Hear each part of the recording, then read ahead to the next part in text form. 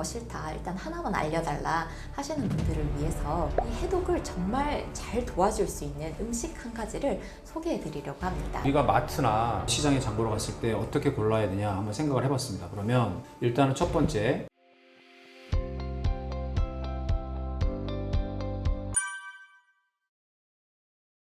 사실 이런 맛있는 음식들을 다 안 먹고 사는 건 불가능하다고 생각해요. 저도 이런 거에 대해서 정말 많이 공부를 하고 매일매일 이렇게 생각을 하는데도 실제로 뭐 다른 분들 만나거나 할 때는 먹고, 그리고 먹고 싶을 때도 있고요. 이런 분들에게 무턱대고 드시지 마세요 이렇게 하면 다들 반감을 생겨하시는 분들이 많아요. 그냥 나는 행복하게 먹고 살겠다 이렇게 하시는데, 그런 분들을 위해서 좋은 방법을 하나 소개해 드리려고 합니다. 다 피할 수 없을 때는 결국 우리 몸에 들어온 걸 잘 내보내주면 되잖아요. 나는 복잡한 거 싫다, 일단 하나만 알려달라 하시는 분들을 위해서 이 해독을 정말 잘 도와줄 수 있는 음식 한 가지를 소개해 드리려고 합니다. 그게 바로 십자화가 채소예요. 이름이 조금 생소하실 수도 있는데 이 채소들은 전혀 생소한 채소는 아니에요. 어떤 거냐? 브로콜리, 양배추, 청경채, 컬리플라워 같이 다들 익숙한 채소시죠. 이 채소들은요, 잎이 잎 내장이요 십자 모양으로 난다고 해서 십자화가거든요. 그래서 이 채소들이 정말 도움이 돼서 이 채소들을 추천드리고 싶어요.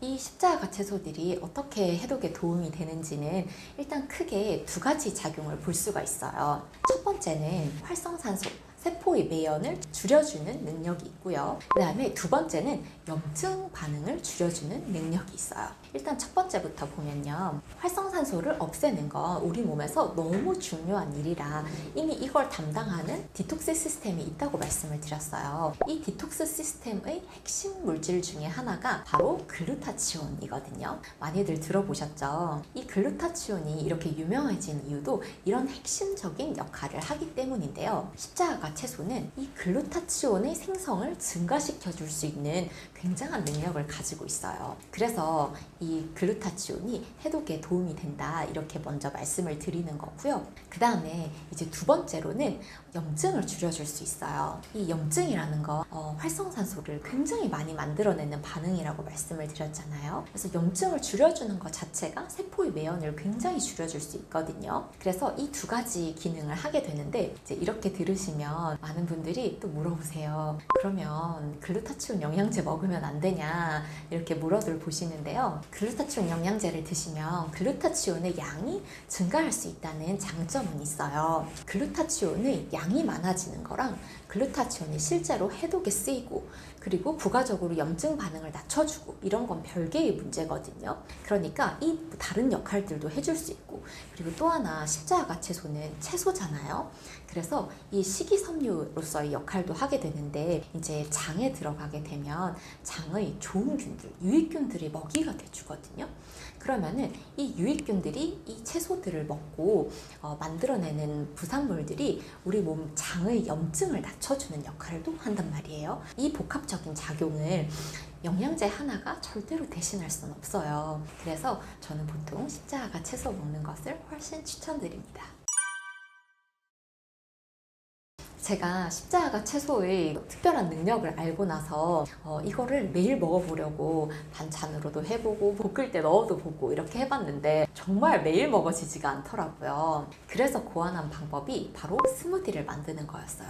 제가 만들어둔 스무디 레시피는 일주일에 한 번 만들게 됐고요. 250에서 300ml 1일 분량을 기준으로 7잔이 나오는 레시피를 짜두었거든요. 그래서 이렇게 스무디를 만드니까 정말 이 십자가 채소를 매일 먹을 수 있더라고요. 제가 그 중에서 이제 입문자분들께 가장 추천드리는 레시피 하나를 소개해 드리려고 하는데요. 바로 연두 버전이에요. 여기에는 십자가 채소로는 양배추와 브로콜리가 들어가요. 이 채소들을 어떻게 준비하시냐? 양배추는 낱장 분리하셔가지고요. 씻은 후에 5분 정도 쪄주시면 좋고요. 브로콜리 같은 거는 손질해가지고 3분 정도 쪄주시면 좋아요. 제가 이 찌는 거를 굉장히 강조를 하는데요. 십자가 채소를 생으로 먹게 되면 오히려 별로 쓸데없는 물질로 전환되는 경우가 많고요. 그리고 이걸 물에 넣고 삶아 버리시면 좋은 물질들이 물로 다 빠져나가 버리거든요. 그래서 일정 시간 쪄서 조리하는 게 좋은 물질들을 섭취하는데 유리한 방법이에요. 그래서 이렇게 준비를 하시고요. 그다음에 여기에 아보카도 3개를 넣어줍니다. 그리고 상큼한 맛을 조금 추가해주기 위해서 이제 레몬이나 레몬즙을 사용해 주시면 좋고요. 그리고 처음에는 이것만 드시면 너무 시거나 야채 맛 때문에 좀 어려우신 분들이 있어요. 그래서 단맛을 추가해 줄 건데 당분이 싫으신 분들은 알룰로스나 스테비아 같은 대체 감미료를 넣으셔도 좋고요. 나는 감미료가 싫다 혹은 나는 좀 친근한 맛이 좋다 하시는 분들은 과일을 넣으시면 좋은데 파인애플이나 바나나를 소량 넣어주시면 굉장히 맛있는 조합이 되거든요. 그래서 이렇게 드시면 무슨 맛이냐 하시겠지만 생각보다 상큼한 키위 맛이 나요. 이렇게 드셔보시는 것도 굉장히 좋은 방법이 될 것 같습니다. 스무디를 언제 마시냐 하는 질문을 저도 정말 많이 받는데요. 스무디는 본인의 그 니즈에 따라서 조절을 해주시면 가장 좋아요. 일단 나는 아침이나 저녁을 간단하게 먹는다 이렇게 하시는 분들은요, 아보카도 버전이 좋은 지방이 있어서 포만감이 있거든요. 그래서 아보카도 버전 스무디 하나와 그다음에 단백질류를 이렇게 같이 챙겨주시면 간단한 식사 대용으로 너무 좋고요. 그리고 요즘 혈당 스파이크 방지하는 거 다들 관심이 많으시잖아요. 그래서 식사 전에 채소를 좀 먹고 음식을 먹어주면서 혈당 스파이크가 덜 오른다 이런 많이 알고 계시죠. 그래서 샐러드를 먹는 대신 스무디를 반잔씩을 뭐 점심 저녁에 나누어서 드신 후에 식사를 하시면 이제 혈당 스파이크를 방지하는 데 좀 도움이 될 수 있을 것 같고요. 그리고 저 같은 경우는 디저트로도 많이 먹어요. 그래서 점심 저녁에 이제 반잔씩도 나누어서 디저트로 먹게 되면 이게 포만감도 있고 상큼한 맛으로 이제 끝을 내주기 때문에 달달한 디저트를 훨씬 덜 먹게 되는 효과가 있더라고요. 스무디를 먹고 변화를 제가 한 것도 정말 많고요. 그리고 이제 스무디를 함께 드시는 분들이 겪으신 변화들도 정말 많은데요. 일단 제가 겪은 변화는요. 예전에는 단맛을 되게 좋아하는 사람이었어요. 단맛을 좋아하고 제가 디저트류를 보면 약간 정신을 못 차리는 사람이었는데 이 채소의 맛에 익숙해지고 나니까 이제는 단맛이 더 이상 당기질 않더라고요. 그래서 입맛이 정말 서서히 변화해서 요즘은 저는 알룰로스나 스테비아를 넣으면 못 먹는 지경에 이르렀거든요.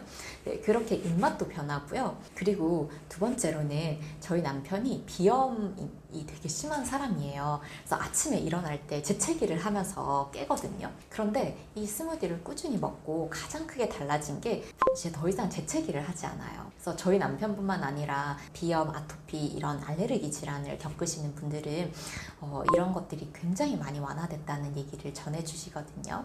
네, 정말 다양한 후기들과 경험들이 있으니 한번 시도해 보시면 좋을 것 같습니다.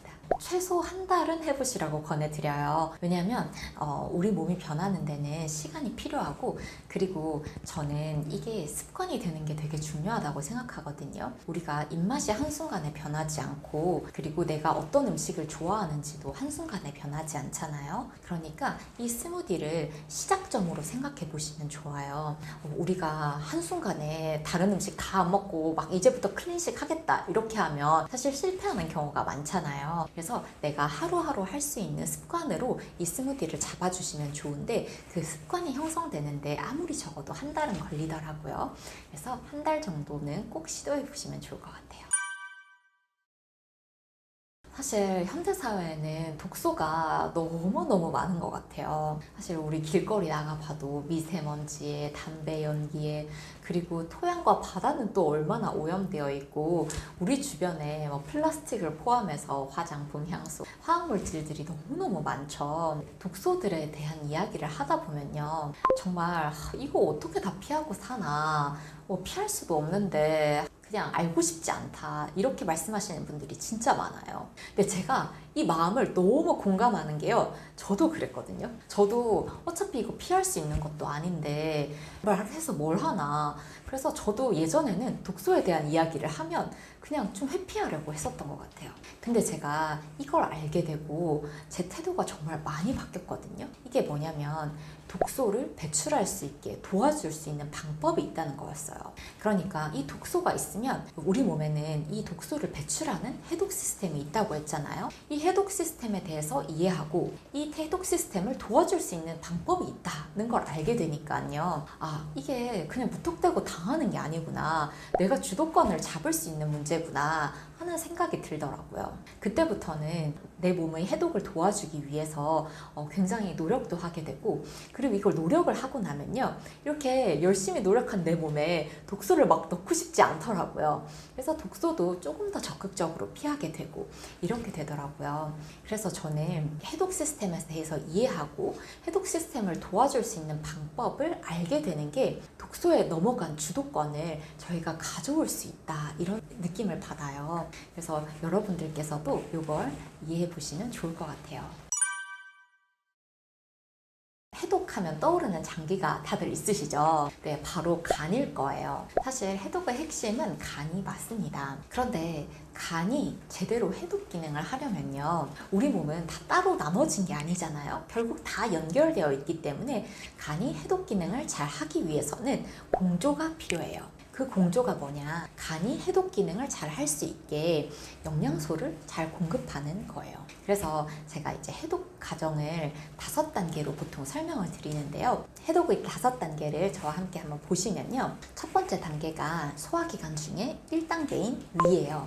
위는 우리가 이제 음식이 처음 들어와서 머무는 곳이죠. 여기에서는 살균과 분해가 일어납니다. 그래서 우리가 먹은 음식들에서 균을 제거하고 그리고 분해하는 과정이 위에서 일어나요. 이 과정이 잘 일어나고 나면 2단계 장으로 가게 되죠. 장으로 가서 분해된 음식물들이 흡수가 되게 되고요. 불필요한 것들은 이제 대변으로 배출이 되게 됩니다. 이렇게 1, 2단계가 잘 일어나고 나면 우리 몸에 영양소가 잘 흡수가 됐을 거잖아요. 그럼 이걸 토대로 3단계 간에서 해독 작용이 일어날 수 있게 돼요. 그러면은 3단계 간에서는 다양한 물질들을 해독을 하게 되는데요. 그 중에 일부는 신장을 통해서 소변으로 배출되기도 하고요. 그리고 일부는 담즙을 통해서 대변으로 배출되게 돼요. 그래서 4단계가 바로 이 배출 과정 중 하나인 담즙이고요. 그래서 이렇게 1, 2, 3, 4단계가 작동을 잘 하게 된다 이러면은 5단계 세포 차원에서 디톡스가 잘 일어날 수 있게 되는 거라고 보시면 됩니다. 제가 이 해독 과정에서 1단계 위를 정말 많이 강조하는 편이에요. 우리가 다른 모든 일에서도 시작이 정말 중요하다고 하잖아요. 해독도 마찬가지입니다. 일단 첫 단계가 잘 끼워져야 그 다음 단계가 잘 작동을 할 수가 있어요. 일단 위에서는 살균과 분해가 일어난다고 말씀을 드렸는데요. 만약에 위의 기능이 떨어져서 제대로 음식이 분해되지 않는다, 이럴 경우에는 어떤 문제가 일어나냐면요, 장으로 분해가 덜 된 음식물들이 내려가겠죠. 그러면은 장에서는 이 분해가 덜 됐으니까 흡수가 될 수가 없어요. 그러니까 실컷 먹어줬는데 흡수는 안 되는 현상이 일어나는 거죠. 그래서 대표적으로 단백질 같은 경우가 제대로 분해되지 않고 흡수되지 않으면 단백질이 부족해지면서 이제 머리가 빠지거나 손발톱이 부러지거나 이런 증상들이 생길 수가 있고요. 두 번째 문제가 뭐냐면 이 흡수되지 않은 단백질들이 그냥 조용히 대변으로 빠지는 게 아니라요, 장에서 염증을 일으킬 수 있어요. 아까 염증은 그 세포의 매연을 굉장히 많이 일으키는 반응이라고 말씀드렸죠. 결국 세포 디톡스를 굉장히 방해할 수 있는 염증원이 될 수 있거든요. 그래서 위의 기능을 제대로 바로잡아주는 건 해독에서 굉장히 중요한 문제입니다. 독소의 배출에서 가장 중심이 되는 게 이제 2단계 장이라고 보시면 돼요. 장에서는 이제 2가지가 굉장히 중요하거든요. 첫 번째는 장 운동, 그 다음에 두 번째는 장내 세균총입니다. 일단 장 운동 먼저 볼게요. 독소의 관점에서 간에서 열심히 해독을 해서 이제 장으로 독소를 내보낸단 말이에요. 내보내는데 장이 움직이질 않아서 막혀 있으면 독소의 배출에서는 굉장히 불리하겠죠. 장이 막히신 분들이 어떤 분이죠? 네, 바로 변비가 있으신 분들이에요. 그래서 변비가 있으신 분들은 독소 배출의 관점에서는 굉장히 불리한 분들인데요. 그러면 이 변비를 대체 어떻게 하면 낫게 할 수 있냐? 많은 분들이 변비하면 식이섬유 먹어라 이렇게 보통 알고 계시거든요. 물론 식이섬유도 도움이 될 수 있어요. 그런데 저는 이 두 가지를 함께 체크해 보시면 정말 좋을 것 같거든요. 첫 번째는요, 제가 아까 말씀드린 1단계 위가 잘 작용하는지를 먼저 확인을 한번 해보시면 좋을 것 같아요. 위가 잘 작용을 하지 않으면 이 위에서 잘 분해되지 못한 음식물들이 장에서 염증을 일으킨다고 말씀을 드렸잖아요. 염증 반응이 일어나게 되면 장에서는 어쨌든 한정된 에너지가 있는데 염증 반응 일으키는 날 에너지를 확 다 써버리게 되거든요. 그러면은 장 운동을 제대로 할 에너지가 남지 않아요. 그래서 엄청나게 설사를 한다거나 아니면 변비가 엄청 심하게 온다거나 이런 문제들이 발생하게 되거든요. 그래서 1번 위를 잘 체크하는 게 정말 중요하고요. 그리고 또 한 가지, 두 번째가 장에 염증을 일으키는 음식을 줄여주시는 거예요. 1번의 이유도 장의 염증과 관련이 있었잖아요. 마찬가지로 장의 염증을 일으키는 음식을 먹어주는 것 자체가 장 운동을 방해할 수 있어요. 그러면 어떤 음식이 이 장 운동을 방해할까를 살펴보면요. 제가 보통 이렇게 강조를 하거든요. 밀류, 설티를 조금 줄이세요. 이렇게 얘기를 해요. 살펴보면 밀가루, 유제품, 설탕, 튀김입니다. 밀가루와 유제품 같은 경우에는 그 안에 굉장히 특이한 단백질이 들었는데요. 이 단백질의 구조상 조금만 소화력이 약해져도 잘 분해가 안 되는 단백질들이에요. 그래서 이 단백질들은 우리 장에서 염증을 유발할 수 있게 되고요. 그리고 설탕 같은 경우는 장에 염증을 일으키는 좀 유해한 균들의 먹이가 될 수 있거든요. 그래서 줄이라고 보통 말씀드리고요. 그리고 튀김은요, 아까 말씀드린 대로 당독소가 정말 많은 음식이에요. 이 당독소는 장에서도 또 염증 반응을 일으키거든요. 이 밀류설티를 피하시는 것만으로도 장의 염증을 줄여서 그 염증 반응에 들어가는 에너지를 줄일 수 있게 되고 장 운동을 좀 더 원활하게 해줄 수 있게 되는 거죠. 그래서 이 두 가지를 함께 체크를 해보시면 변비 개선에 도움이 되시고 독소 배출에도 훨씬 큰 도움이 되겠죠. 건강한 삶을 위한 장보기 어떻게 해야 하나요?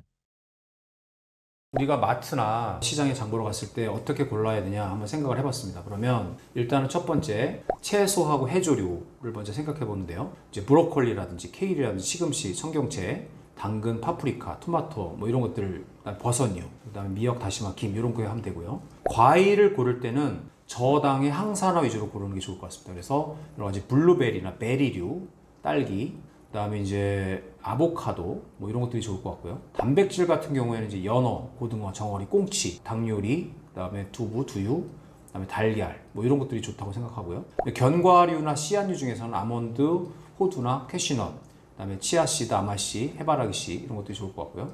통곡류 같은 경우에는 이제 그 귀리나 퀴노아, 현미, 뭐 고구마 이런 것들이 좋을 것 같고요. 그다음에 향신료 같은 경우에는 강황, 생강, 마늘, 양파, 그다음에 로즈마리, 바질, 후추 이런 것들이 좋을 것 같고, 발효식품 같은 경우에는 김치, 된장, 청국장, 캐피어, 그다음에 독일 김치인 사워크라우트 이런 것들이 있을 것 같습니다. 그리고 오일 같은 경우에는 엑스트라 버진 올리브 오일이나 아보카도 오일, 그리고 간장은 저염 버전, 그다음에 발사믹, 식초, 레몬즙 이런 것들이 할 것 같고요. 그다음에 줄이거나 피해야 될 음식은 참고용으로 다시 말씀드리면 가당 음료, 탄산, 에너지 드링크, 그다음에 되도록이면 하얀 가루로 된 거, 과자, 케이크 좀 줄이시고, 그다음에 가공류, 햄, 소시지, 베이컨 줄이시고, 그다음에 튀김 요리 중에서 재사용한 식용유를 이용한 튀김 요리, 그다음에 트랜스 지방이라든지 마가린 이런 것들은 줄이거나 빼시는 게 좋습니다. 그래서 장보기를 하실 때 장바구니 절반은 화려한 색깔의 채소나 과일로 채우고, 그다음에 단백질은 양질의 단백질을 레귤러하게 먹는 것, 규칙적으로 먹는 것, 그리고 견과류나 씨앗류 중에서 건강한 거를 간식으로 하는 거, 그리고 하루에 한 줌 이 정도 먹는 건 좋을 것 같아요. 그리고 가공식품 코너는 되도록이면 저는 추천하지 않습니다. 신선식품 위주로 하는 것을 추천드립니다. 염증 노화를 알리는 몸의 신호가 있나요? 염증 노화의 증상은 혈액이나 조직 속에서 만성의 저등급의 염증이 서서히 쌓여서 발생하는 현상이라서 이게 감기나 뭐 어떤 확연한 증상으로 드러나지 않습니다. 굉장히 애매하고 서서히 나타나는, 그리고 전신적으로 나타납니다. 그래서 어느 특정 장기에 국한된 문제는 아니고, 그래서 일단은 피로감, 근감소증이나 근육 약화, 그다음에 관절통, 기억력 저하, 면역력 감소, 피부 노화 등이 나타나고요. 그다음에 우울이나 불안이나 이런 것들, 기분 변화가 나타나고요. 그다음에 복부나 내장 지방의 증가가 이어지게 됩니다. 노화라고 알려진 여러 가지 증상들의 공통 뿌리가 바로 염증인 셈인 거고요. 그래서 우리는 그냥 단순 노화 아니야 이렇게 생각할 수 있지만 염증의 불씨가 전신을 태우고 있는 과정입니다. 그러면 왜 계속 불이 붙느냐? 이거는 인류는 유전적으로는 수십만 년 동안에 어디에 감염이나 상처가 나거나 배고픔, 기근 이런 거의 위협에 딱 맞추어서 최적화된 유전자를 갖고 있어요. 그래서 굉장히 짧고 강력한 면역 반응은 탁월하고 기근에 맞춰진 그런 우리 그 호르몬 시스템을 갖추고 있는데, 현대는 영양이 과잉되고 맨날 앉아서 있고 수명이 점점 좀 늘어나고 이러니까 이 환경 때문에 지속적으로 만성적으로 염증이 유발되는 것이죠. 그래서 이렇게 빨리 끄는데 최적화된 면역 시스템이 노화되면서 역설적으로 외부 방어 기능은 떨어지면서 계속 불이 붙는 상태가 되는 겁니다. 일단 여러 증상들이 있을 수 있는데, 자도 피곤한 이유, 낮에도 졸리고 하는 게 이런 만성 피로죠. 저도 실제로 이런 증상이 있었지만 지금 많이 좋아졌는데, 이거는 이 만성 염증 때문에 미토콘드리아의 기능이 저하되고 에너지가 잘 활용이 되지 않아서 피로로 연결되는 겁니다. 그래서 이런 것들은 사실 여러 가지 잘못된 생활 습관이 많이 영향을 미칩니다. 그래서 과도한 설탕, 과도한 술, 그다음에 가공식품, 늦은 밤에 여러 가지 스마트폰 한다든지 이런 것들이 많은 영향을 미칩니다. 그래서 이 만성 피로는 내 몸 안에 염증의 시그널이기 때문에 생활을 바꾸면 회복할 수 있습니다. 그래서 ATP가 에너지 배터리니까 얘네들의 효율이 좋아지면 피로가 회복될 수가 있는 겁니다. 그다음에 이제 수면 장애는 우리가 나이가 들면은 잠이 줄어드는 게 정상 아닌가 많은 분들이 그렇게 생각하시지만 사실 그렇지 않습니다. 이게 만성 염증 때문에 뇌가 과도하게 각성이 되면은 깊은 잠을 방해하기 때문에 생길 수 있습니다. 그래서 우리가 잠을 못 자면 염증이 생길 수 있어요. 하지만 염증 때문에도 수면 장애가 생길 수가 있습니다. 그래서 이 어떤 것들이 그 영향을 미치냐면은 염증 때문에 뇌의 각성 신호를 높이게 되면은 수면을 방해하게 되고요. 여러 가지 수면이 부족하게 되면은 미토콘드리아가 또 회복이 잘 안 되는 거죠. 그럼 또 염증 노화가 가속되는 겁니다. 그래서 이거를 피하려면은 이제 적절한 카페인의 양, 그다음에 스마트폰 같은 블루라이트를 피하고 너무 늦은 시간에 식사하는 것은 줄여야 됩니다. 그래서 수면은 최고의 항노화 치료제이다 이렇게 생각하셔야 되고요. 새벽에 자주 깨고 다시 잠들기가 어려우실 수도 있는데, 이것도 뭐 사실은 염증 때문이거나 호르몬 불균형 때문에 그럴 수가 있습니다. 그래서 깊은 수면의 부족 때문에 미토콘드리아 회복이 안 돼서 노화가 가속될 수 있기 때문에 이제 카페인, 블루라이트, 저녁 폭식 줄이기가 중요할 것 같습니다. 그다음 세 번째로는 기억력이나 집중력이 저하되는 거고요. 영어로는 브레인 포그라고 하는데 이거는 뇌에 안개가 꼈다는 얘기입니다. 그러니까 쉽게 말하면 뇌에 안개가 낀 것처럼 기억이 잘 안 나고 머리도 안 돌아가는 그런 뿌연 상태가 지속되는 겁니다. 이것은 염증으로 인해서 뇌 신경세포의 그 신호 전달이 방해가 되는 거고요. 그래서 머리가 안 맑은 상태가 되는 거죠. 그래서 이게 혹시 치매와 연관이 될 수도 있어요. 다는 아니지만. 그래서 요거에 대해서는 뭔가 관리가 필요할 수가 있습니다. 그리고 여러 가지 이제 관절이라든지 근육의 통증이 운동을 하지도 않았는데 막 그 아프신 분들이 계세요. 그래서 섬유 근육통일 수도 있고, 근데 이런 것들은 조용히 쌓이는 염증의 흔적이기 때문에 잘 봐야 될 것 같고요. 피부도 굉장히 중요한 역할을 합니다. 그래서 여러 가지 상처가 나거나 회복이 잘 안 돼요. 근데 여드름이라든지 홍조, 불금증, 건조하고 가려운 것 이런 것들도 회복이 안 되는 염증 노화의 증상과 연결이 될 수가 있습니다. 그래서 피부는 혈액과 미토콘드리아의 거울이고요. 그다음에 이제 장. 그래서 속이 더부룩하고 설사나 변비가 반복된다면 단순 위장 문제가 아닐 수가 있어요. 그래서 장내에 세균이 막 유입되고 독소가 유입돼 갖고 전신에 염증이 필요 없이 발생할 수가 있습니다. 그래서 장은 제2의 뇌다. 제1의 면역기관이다. 이걸 명심하셔야 될 것 같고요. 그리고 이제 단맛에 중독이 되게 되면 급노화가 되죠. 단 거 먹으면 기분이 좋아졌다가 금방 피곤해지죠. 그래서 이런 혈당 스파이크 때문에 인슐린 과다가 됐다가 염증이 유발되고 미토콘드리아는 피로하게 됩니다. 또한 최종 당화산물이 많이 생기게 돼서 세포나 혈관의 노화가 촉진되죠. 그래서 혈당 관리가 곧 노화 관리이다. 그래서 우리가 겪는 지금 말씀드린 피로, 불면증, 그다음에 여러 가지 통증, 기억력저하 같은 흔한 증상들이 사실은 염증 노화의 경고일 수도 있다. 그래서 나이가 아니라 염증이 쌓여서 눕는 거기 때문에 여기에 대해서는 염증 노화를 막으면 몸은 다시 젊음을 회복할 수 있습니다. 저는 이제 지금 말씀드린 여러 가지 증상이 아주 심하진 않았지만 조금씩 있었어요. 그래서 피 검사를 해봐도 사실은 제 피 검사를 하면 거의 정상으로 나오거든요. 그래서 이게 도대체 문제가 뭘까 생각을 해보고 그래서 제 식생활도 고치기 시작했고요. 그래서 저 같은 경우에는 뭐 고기를 좋아하긴 하는데 고기를 구워 먹는 것보다는 저는 사실은 수육으로 쪄서 먹는 게 훨씬 더 저한테는 속도 편하고 좋은 것 같고요. 저 같은 경우에는 연어를 되게 좋아하기 때문에 이제 연어 먹는 거 좋아하고요. 운동 같은 경우에도 적절하게 매달리려고 노력을 하고 그래서 사실 저는 개인적으로 사우나를 굉장히 추천합니다. 사우나는 내 몸속에 적절한 스트레스를 줌으로써 이 운동하는 효과처럼 심혈관계를 건강하게 만드는 효과가 있는데요. 논문에 따르면 주 4회에서 7회 한 사람과 주 1회 한 사람과 심장병으로 의 사망률을 비교하면 2배 차이가 난다고 합니다. 그래서 사우나를 하는 거, 냉문탕에서 목욕하는 거 이런 것들이 굉장히 좋은 것 같습니다. 그것 때문에 제가 여러 가지 만성 피로, 아침 새벽에 깨는 거, 뭐 머리가 좀 띵하고 집중력 잘 안 되고 이런 것들이 많이 좋아진 것 같습니다. 염증 노화의 증상을 보이는 분들께 해주고 싶은 말씀이 있으신가요? 이 앞에서 말씀드린 염증 노화의 증상이 나타나게 되면 여러분들이 이제 임시 방편의 방법을 택하게 됩니다. 약을 먹게 되거나 진통제, 수면제, 커피를 많이 먹게 되죠. 근데 이런 약들은 이 염증의 불씨를 끄는 게 아니라 염증의 불씨를 가리기만 하는 겁니다.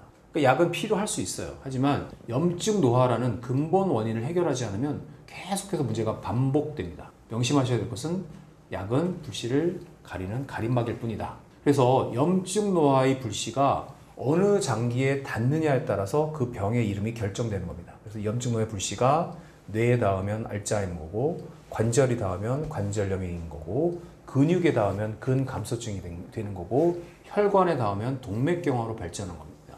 그러니까 이 모든 질환들이 다 다른 병인 것 같지만 뿌리는 단 하나, 바로 염증 노화입니다. 이 질병이 생기면 다시 염증을 악화시키고 노화를 더 빠르게 만듭니다. 그래서 우리가 해야 될 것은 임시 방편에 머물지 말 것. 그래서 진통제, 카페인, 수면제 같은 단기적인 완화책은 불가피할 때는 쓰지만 당장의 편안함보다는 장기적인 흐름 개선에 초점을 맞추는 게 필요합니다. 두 번째는 생활 습관의 개입을 조기에 시작해야 됩니다. 그래서 염증 노화가 천천히 진행되지만 폭발적인 변화가 나타나는 44세와 60세 전후에 예방적인 개입이 필요하다. 세 번째로는 데이터를 기반으로 자기 몸을 이해해야 됩니다. 그래서 가장 중요한 게 정기적인 혈액 검사, 체성분 분석을 통해서 내 몸 상태를 객관적으로 추적해야 됩니다. 이 주관적인 느낌도 매우 중요하지만 수치로 확인하게 되면 작은 변화를 조기에 발견할 수 있습니다. 건강검진은 내 없는 병을 찾는 게 아니라 내가 어떤 트렌드로 변화하는지를 보고서 내 노화의 속도를 추적한다는 관점으로 활용하는 게 되게 중요하다고 생각합니다. 네 번째로는 여러 가지 심리적인 스트레스와 관계되는 마음과 관계를 관리해서 이것도 염증 노화에 도움이 된다.